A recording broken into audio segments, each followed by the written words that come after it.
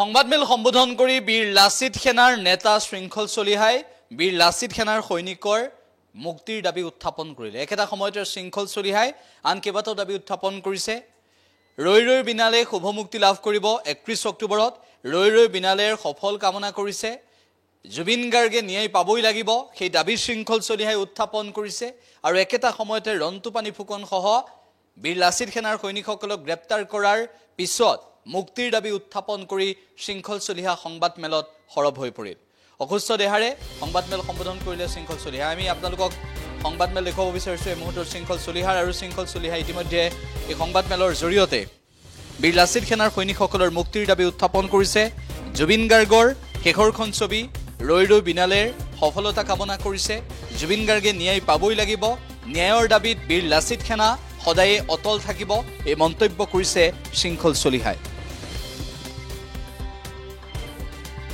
মুক্তি হ'ব লগা ৰৈ ৰৈ বিনালে চিনেমাখনৰ বাবে আমি শুভকামনা জ্ঞাপন কৰিছোঁ। আৰু জুবিন দাৰ এখন যিহেতু শেষ চিনেমা, এই চিনেমাখনে সকলো প্ৰকাৰৰ অভিলেখ ভংগ কৰক তাৰ আমি কামনা কৰিছোঁ বীৰ লাচিত সেনাৰ সমপৰিয়ালৰ তৰফৰ পৰা। বাসগৃহত যিহেতু আমি অসুস্থ, প্ৰাণজিৎ গগৈ ডাঙৰীয়া, মনোজ কলিতা ডাঙৰীয়া, নৱদ্বীপ বৰাৰ নেতৃত্বত ময়ো আছিলোঁ। আমাৰ নেতৃত্বত আমাৰ বীৰ লাচিত সেনা অসমৰ এখন কোৰ কমিটিৰ বৈঠক হ'ল। আৰু এই কমিটিত এটাই আমাৰ সিদ্ধান্ত হৈছে যে আগন্তুক জাতীয় জীৱনৰ লগত সম্পৃক্ত হৈ আমি কামখিনি কৰি যাম।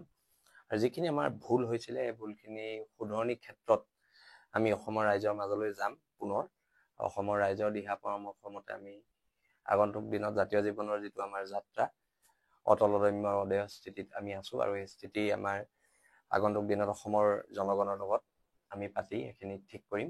আৰু অতি শীঘ্ৰে নৱেম্বৰ 20 তাৰিখৰ ভিতৰত আমাৰ এখন সৈনিক সমাৰোহ হ'ব। আৰু তাতেই কেন্দ্ৰীয় সমিতিৰ ক্ষেত্ৰতো নতুনকৈ সিদ্ধান্ত হ'ব। আৰু যিহেতু আমাৰ মুখ্য সচিব ৰন্দুদা বৰ্তমান সময়ত আৰক্ষী জিম্মাত আছে, আৰু পৰৱৰ্তী পৰ্যায়ত তেখেতক লগ কৰিও এই বিষয়ে অৱগত কৰা হ'ব। আৰু ইতিমধ্যে আমি সভাপতি ডাঙৰীয়া অনুমোদন লৈছোঁ। আৰু অনাগত দিনত বীৰ লাচিত সেনা এটা নতুন ৰূপত অসমৰ জনগণ, খিলঞ্জীয়া জনগণে দেখিবলৈ পাব। আৰু বীৰ লাচিত সেনাৰ ক্ষেত্ৰত বহুতো সন্দেহজনক নাগৰিকৰ যি এক প্ৰশ্ন অৱকাশ হৈছে তাৰ ওপৰতো আমি ব্যৱস্থা গ্ৰহণ কৰিম। আৰু বীৰ লাচিত সেনা অসমৰ মঞ্চত খিলঞ্জীয়া মানুহৰ আধিপত্যবাদ সদায় থাকিব। এতিয়া যিহেতু আজিও এইটো বস্তু আমাৰ যিখিনি সৈনিকসকলক গ্ৰেপ্তাৰ কৰি আছে এই ক্ষেত্ৰত আমি তীব্ৰ গৰিহণা জনাইছোঁ। আৰু অনাগত দিনত মই পুনৰ কৈছোঁ বীৰ লাচিত সেনাত এক নতুন ৰূপত অসমৰ জনগণ দেখিব পাব। খিলঞ্জীয়া মানুহৰ আধিপত্যবাদ থকা বীৰ লাচিত সেনা অসমৰ এটা নতুন ৰূপত আমি আকৌ পুনৰ আত্মপ্ৰকাশ কৰিম।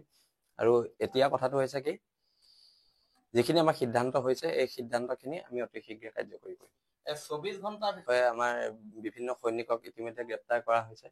আৰু বিভিন্ন জিলাত স্মাৰক পত্ৰ প্ৰদান কৰা হৈছে উপায়ুক্তৰ জৰিয়তে। ৰন্দুদাৰ মুক্তিৰ দাবীত ৰন্তুপানী ফুকন, উৎপল দত্তৰ, তন্ময় চেতিয়া মুক্তিৰ দাবী। আৰু অনাগত দিনত আমি এই যি কঠিন সময় বীৰ লাচিত সেনা অসমৰ, এই কঠিন সময় আমি সাহসে মোকাবিলা কৰিম বুলি আমি আজি সিদ্ধান্ত গ্ৰহণ ল'ব। আৰু তাৰ ওপৰত এজাহাৰ দিয়া হৈছে, নলবাৰী জিলা সমিতিয়ে এজাহাৰ দিছে। নিশ্চয়কৈ আমাৰ বিশ্বাস আছে চৰকাৰে ইয়াৰ ওপৰত কঠোৰতম ব্যৱস্থা ল'ব। আমি নাই পঢ়া, তেখেত এতিয়া সংগঠনৰ বহিষ্কৃত সৈনিক। বৰ্তমান সময়ত যিখিনি সৈনিক আছে সেই সৈনিক সকলৰ লগতহে আমাৰ আলোচনা হৈছে। আৰু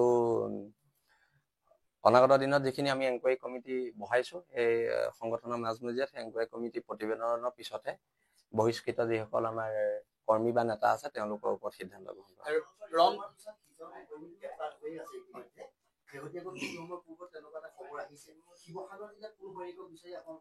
বৰ্তমানলৈকে হোৱা নাই বুলি শুনিছোঁ।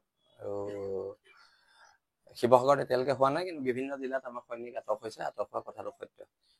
ৰন্তুপানী প্ৰেছমিটত উল্লেখ কৰিছোঁ। আৰু কথাটো হৈছে কি, এতিয়া কথাটো হৈছে আমাৰ ৰন্দুদাৰ মুক্তিৰ দাবীটো আমি সজোৰে উত্থাপন কৰিছোঁ। আৰু লগতে জুবিন গাৰ্গৰ ন্যায়ৰ দাবীত বীৰ লাচিত সেনাৰ স্থিতি আগতেও যিটো আছিলে এতিয়াও সেইটোৱে। আৰু পুনৰবাৰ আমি ৰৈ ৰৈ বিনালে চিনেমাখনলৈ শুভকামনা জনাইছোঁ। আৰু সকলো প্ৰকাৰ অভিলেখ যাতে ভংগ কৰে তাৰ কামনা কৰিছোঁ।